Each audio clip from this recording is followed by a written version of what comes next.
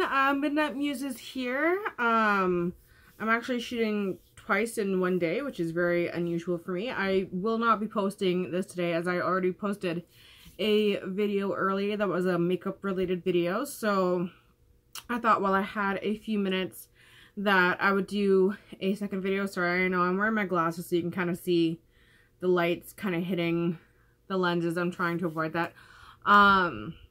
So I thought I would do another little video that's kind of more of a real update. I know that last week I did a video that was talking about little things that I do to kind of help.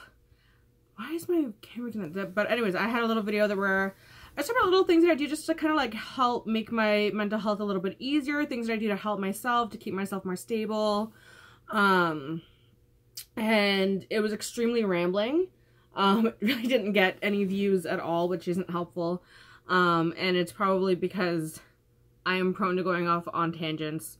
But it's still something that I would like to do. So I'm going to try and do a little bit more better of an update this time, because I find that every time that I try to do an update while I'm doing a get ready with me, I talk about a little thing here or there, but I don't really talk about what's actually going on or what's actually causing me stress or why I'm, you know, excessively cleaning or excessively painting, just that I am and that it's helping, but without a backstory. And as I said, like, you know, it's really up to me on what I decide to share and not share. And obviously I'm always going to keep a certain amount of things personal, but I could do with sharing a little bit more. I've actually gotten a little bit of feedback from some people that while they like my videos, that they do sometimes find my tangents to be a little bit confusing just because they're not sure where I'm going with them, or because they don't know the story behind it. Like, they need a little bit more context. So, I'm gonna do my best here. I probably should have made some more notes than I have, but I'm going to try. So I know I talked about before that I dealt with a couple of deaths in September. I'm not going to bring that up again. That's over. That's done. As I said, they were not, besides my cousin, the other two were not, like, personal in my family, so I definitely do not want to talk about it, because even though it affected me, it's someone else's family, and I will always respect their privacy and not talk about that publicly unless I have permission. Dealt with that. That brought my stress level up. I actually, and I think I said too that I have recently gone back on medication, but that as opposed to the cocktail of medications that I was on previously for a few years, that was just horrible because they really weren't doing much for me. They helped a little bit in the beginning. I found that they kind of helped to stabilize me, but then after a while it was like just side effects without any actual help. And then, as I said before, there was a situation that happened that caused me to be hospitalized for a long time. I've said what it is before, because I don't want to do a trigger warning in this video. I'm not going to talk about it here. That caused me for them to be completely ineffective, and then I went off of them. I am back on now, but I think I may have mentioned this, may have not mentioned this. I need to go back and watch my old videos, but now I am on medication that is strictly to do with my anxiety and my panic disorder, and this is what I should have been on from the beginning always, because this is by far what's worked the best. I am sadly slowly already getting a bit of a tolerance to it. I probably will have to up my dosage of one of my medications soon, but you know what? It's working. And that's the best thing I can say. And I should have realized that, because, you know, one thing that I learned when I was first learning about my diagnosis and myself is that there is no known medicinal treatment for borderline, for the most part for bipolar, for any of those. It's essentially of these cocktail of pills are known to work on some people, so we'll try you on these and see how it works for you, and if it doesn't work, we'll try this and this and that, and you know, nothing might work, but something might, so we'll just keep playing around. And I hate playing that game because it gets your moods all over the place, your weight just goes like up and down, and I'm like consistently trying to work on that. So I found for me, being on the cocktail of medication, I gained an excess amount of weight, because don't get me wrong, I'm a big girl. I've been a big girl since I was about 14. And I'm fine with that. I'm happy with that, but I was strong. For the most part, I was actually quite confident. I've never been the size that I am. First of all, let me say that. As big as I was never this size. But as I said, I was strong, I was confident, I was curvy, and I loved it. This medication gave me a level of just pure fat that I'm not accustomed to, and has taken me an extraordinarily long amount of time to essentially get rid of. Because I want to stay curvy, I want to stay plump, because for me, that's where I'm happy. I like having an hourglass figure, I like having thick thighs, I like having a big butt. That's just how I am. But I don't like my arms, which is why usually when you see me in videos, it's kind of cut off here, even though I do wear tank tops a lot, because I'm not comfortable with the size of my arms, and I'm not comfortable with how big my stomach is. Everything else is good. Arms and stomach, not so much. But I have been working hard. I consistently work hard. I find that when it comes to your mental health, the biggest thing that I have learned this year, and I know I'm kind of still saying things in a wraparound way, but this is the best way I can get it out, while giving context, is you're always going to have something come up. You're always going to have something that's going to freak you out. You're always going to have something that's going to make things worse. But you're also going to have things that are going to make things better, but you also have to do everything that you can to get to those places. And one thing I have learned this year is finish what you start. And I think I've said this in probably 5 or 6 videos at this point, is my big thing this year is to finish what you start. But anyways, outside of that, I was trying to give context on what I've been going through, what's been stressing me out. I don't know where anyone is who's watching these videos, but I live in Oshawa, Ontario, Canada, where we just had the announcements that GM is closing, which is extremely stressful. Oshawa is a factory town. We have 40,000 workers in our relatively small city that work there. So it's one of those things where I don't think there's going to be a single household in the whole city that is not going to be directly affected by that closure. And that has been really, really stressful, especially since my boyfriend and I were planning on moving out this way. We are really scared as to what is going to happen to this area when that happens. Just because, you know, everyone knows what happened to Detroit, and, you know, it was a joke that Oshawa was going to become the next Detroit, but actually that is something that could realistically happen. So it is something that we're worried about, and it's something that's been really preying on my mind lately. My financial situation has been preying on my mind lately, especially since my boyfriend is at a point where he is ready to move at any point. He has his money saved up, he's good, and he's just waiting on me. And I hate that. I hate that I am the one that is holding back our future right now. But there's nothing I can do. I'm on ODSP. I'm still not medically cleared to work. I'm waiting to hear back from CBP. They've sent me some more paperwork to send. It's constant paperwork all the time, and it's really, really difficult when you can't do anything. And that's the situation that I'm in, and that's why I keep talking about things that I'm doing to help me with my mental health, and to help with my stress, and to help with my anxiety, because my anxiety, even with the medication, is just so high, because to a very large degree, there is nothing that I can do to change my situation currently. So it's just trying to make the best of what I have, you know, continuing this weekend relationship thing, which I hate. I really hate that I don't get to see him when he comes home from work. He hates that he doesn't get to see me when he comes home from work, and it's stressful, you know, when you finally find a healthy relationship, especially when you're at the age that I am, where, you know, I've been single for single for about 10 years before I met him, and to finally be in a healthy relationship, you know, and, you know, we're talking about, like, getting married and having this life and having a family and all of that kind of stuff, and I'm holding us back.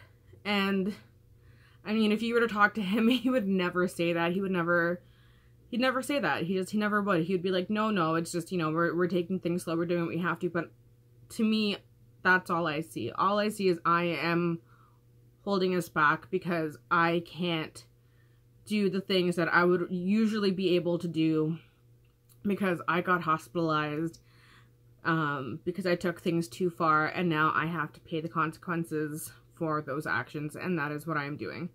And it's hard, and I have been struggling a lot with it lately, and I don't think people really talk about that too much. They always want you to be really positive, and I am positive, and I want you to be positive, but to the people who sometimes don't feel positive, it's okay. Just don't let yourself stay there. You know, everyone thinks that their story is the worst story, or that they don't want to talk about their story because they know that someone else has a worse story. But you know what? It's your story, and sometimes it sucks. Sometimes it really, really sucks, and you laugh and you smile, but inside you are just crying because you want things to be different, and you're doing everything you can, and nothing is changing, or if it is changing, it's not changing at the pace that you want it to. But you know what? Hold on to the small victories, because each one counts. And what I've done is every week I have picked a part of this crazy room behind you to organize in a way that makes sense for me. And as I said in my very rambly video last week, this looks like a huge mess to probably 90% of the people that are watching, but to me, it's an what I call organized chaos, because yes, it is chaotic. I'm not going to argue that for 1 second. But everything's in a home. I know where everything is. If you want to get like a particular book out of the 2,000 books that I have in the corner right there, I could tell you exactly where it is and get it for you in seconds. So it is extremely organized. Of course, except for when my boyfriend comes on the weekends and decides that he likes to, oh, that's not in the right home, I'm going to put it in a different home, and then forget where he puts it. Then I spend 3 days finding it.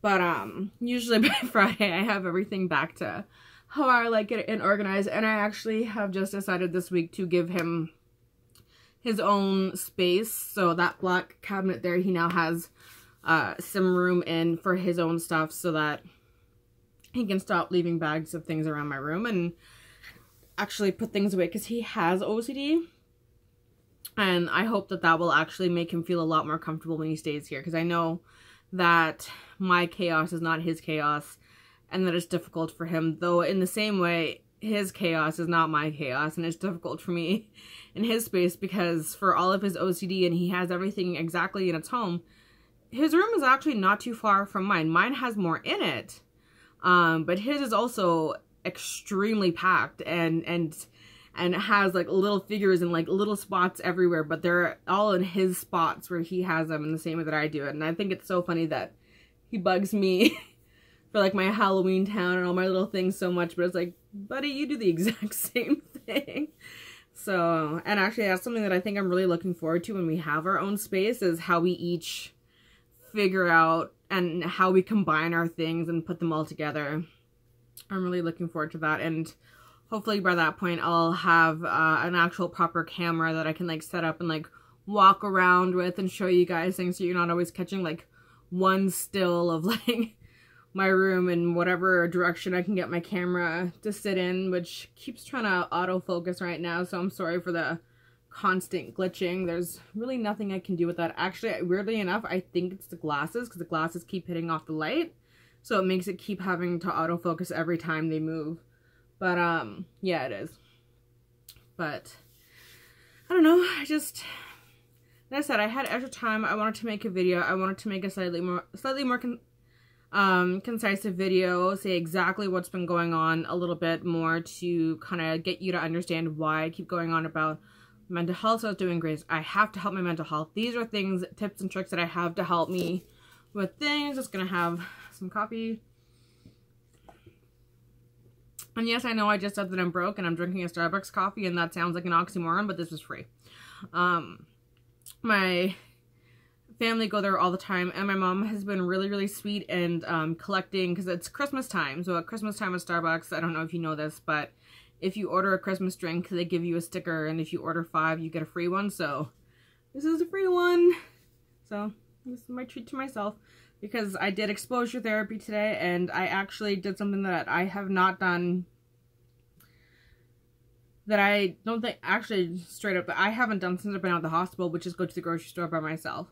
And when I say by myself, I don't mean I just like completely alone. I was on the phone with my friend for about half of it, but I consciously chose to get off the phone with her. She had to go. She had to go anyway. She was busy. She was nice. She was awesome. She would have stayed on with me if I needed her all the way. She already said that, but I was like, no, you know what? You can do this. You can finish this on your own and do it. So I spent about 10 minutes, not with headphones in, not on a phone, in a grocery store, getting everything that I needed and leaving. And that is the first time that I've done that since I was in the hospital. So that's well over a year.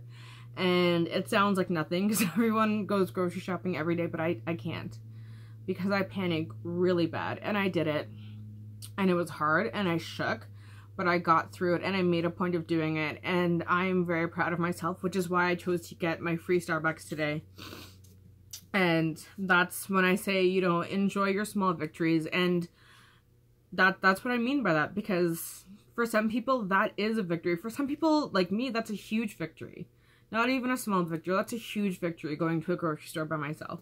So enjoy that, do that, figure out what you need to do to make yourself healthy, figure out what you need to do to make yourself better. For me, it is trying to not let myself be scared of everything, because as I said, that is not something that I have always been.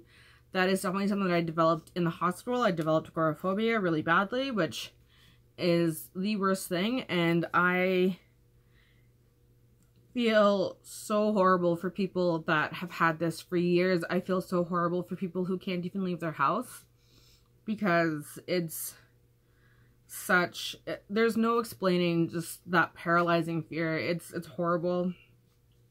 And I never understood it before, and I do now. And it's one of those things where unless you walk in someone's shoes who has it, you will not understand, because how can you understand someone who's scared to leave their house unless you've gone through it? And it's the same with most things to do with mental illness. I found is that unless you've felt that kind of anxiety, unless you've, you know, had that suicidal ideation, unless you've had those things, you cannot properly understand it, because you've never felt it. So you can't understand something that you've never felt. It's like, you know, writers say, you know, write what you or live what you write or something, or write what you have to live to be able to write. And it's true.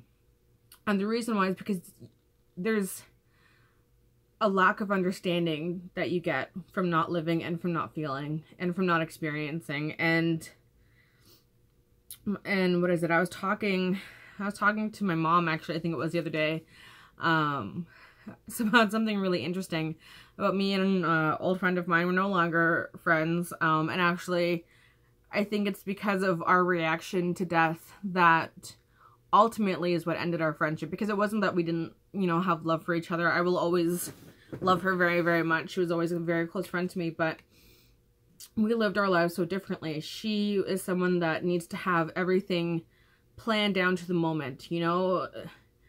I have to be done school by this time. I have to be in this kind of a job. I have to make this much money. I have to be married by this time and have a kid by this time and have, like, just have everything planned out. And I lost my best friend when I was very young, and I went through a very deep depression after that. But the biggest thing that I got out of that was she never got a chance to live, and she never got a chance to experience, and she wanted to so bad.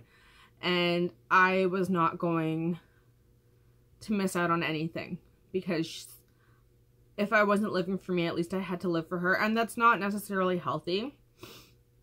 But I did that for a long time, and it kept me going for a long time. And honestly, you know what? It kept me going. I'll leave it at that. It kept me going. I don't do that anymore. Do I still think of her every day? Yes.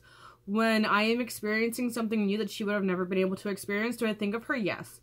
But I no longer do it for her. I do it for myself now. And some things I do in her memory, or what I actually do is when I do these new things, like falling in love and finding that person, and or traveling, or finding just like a new piece of something to add to my collection, something that's changed my thought process in some way. What I do is I write her a letter, and